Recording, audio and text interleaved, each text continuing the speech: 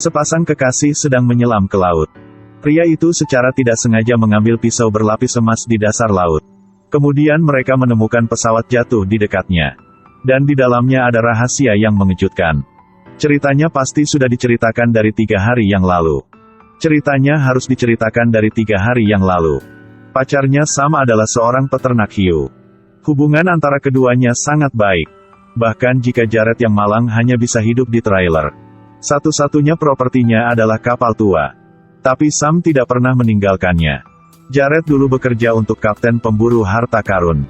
Sekali badai meniup pasir di dasar laut 10 tahun yang lalu. Mengungkapkan artefak yang tersembunyi di tanah berabad-abad yang lalu. Kapten pada waktu itu menemukan harta karun itu, jadi dia menghasilkan banyak uang. Sejauh ini, dia telah memiliki kapal harta karunnya sendiri dan ratusan anak buah. Baru-baru ini, badai datang lagi. Tapi Jared menolak undangan kapten.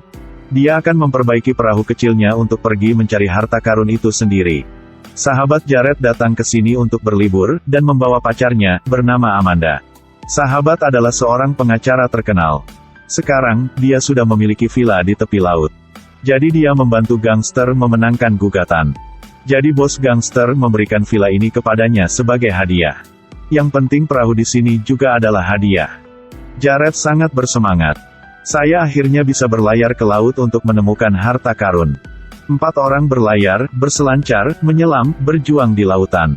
Mereka bersenang-senang. Saat bersenang-senang, Jared tiba-tiba menjatuhkan jam tangan ke dasar laut.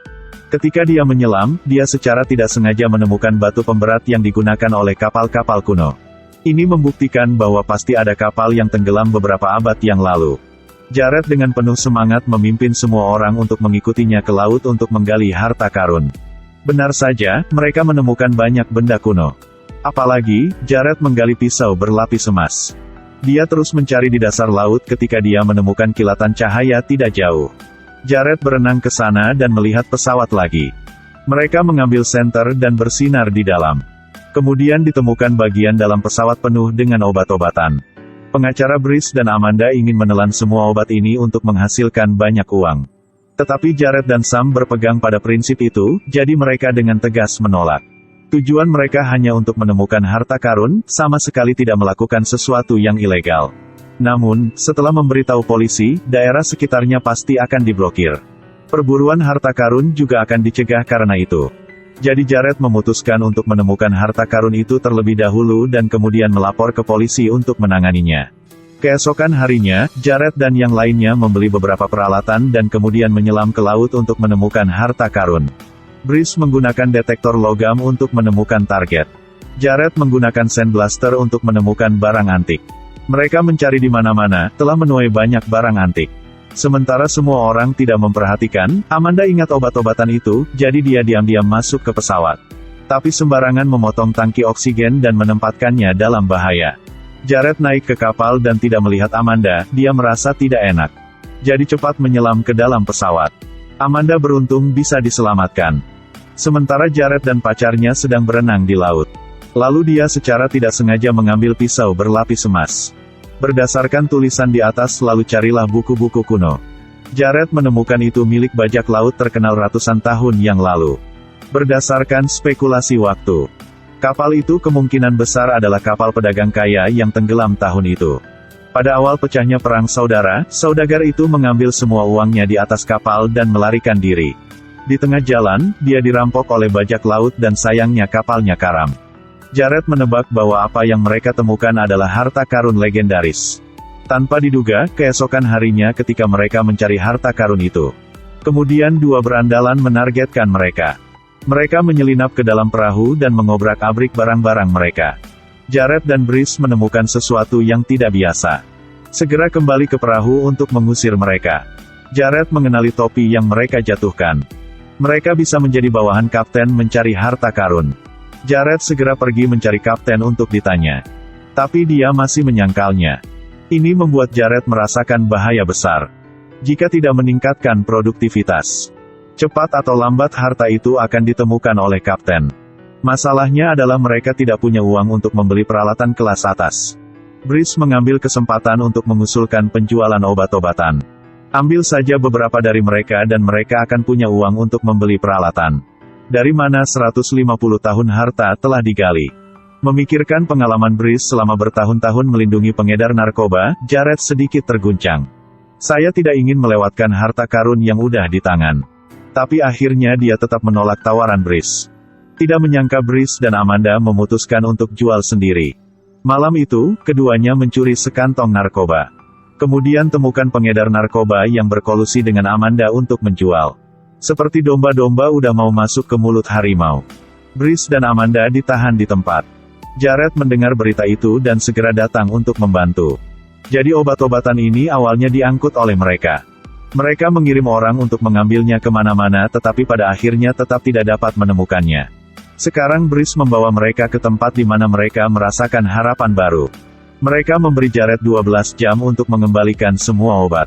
Jika tidak, mereka semua akan dalam bahaya. Jared tidak punya pilihan lain. Dia harus mengertakkan gigi dan mendengarkan mereka. Pada saat itu, mengatakan mereka memberi dia $3.000 untuk membeli peralatan. Tapi Sam tidak ingin mengalami sesuatu yang ilegal. Menolak untuk mengangkut obat-obatan itu bersama mereka. Setelah itu, mereka pergi ke dasar laut untuk mengirimkan barang. Tapi tiba-tiba, seekor hiu diam-diam mendekati mereka. Tiba-tiba terdengar teriakan. Jared buru-buru melompat ke laut untuk menyelamatkan Brice dan Amanda. Tapi Amanda diserang oleh hiu. Kakinya hampir terpotong setengah olehnya. Dengan panik, Jared memotong tali yang mereka ikat ke perahu. Untuk segera membawa Amanda ke rumah sakit. Tapi pada akhirnya tetap tidak bisa menyelamatkan Amanda. Sam mengetahui berita itu dan bergegas ke rumah sakit untuk menghibur Jared. Mereka bertiga berdebat tanpa henti karena ini, tidak ada yang mau mendengarkan. Pada saat yang sama, pengedar narkoba datang dengan senjata untuk mendapatkan narkoba. Mereka bertiga dengan cepat pergi dan melarikan diri. Jared menyuruh Brice dan Sam mengemudi dulu. Dan Anda pergi mencari mereka untuk menegosiasikan. Tapi di tengah jalan Sam turun dari bus untuk melaporkan hal ini ke teman polisinya. Brice ragu-ragu sejenak dan kemudian pergi dulu. Jared menyumbangkan artefak yang dia temukan kepada pengedar narkoba. Ketika mereka dengan senang hati kembali ke perahu. Kemudian menemukan bahwa pangkalan itu telah dicuri. Segera dia juga tertembak di kepala. Jadi kapten juga menargetkan obat-obatan ini sehingga dia membunuh mereka.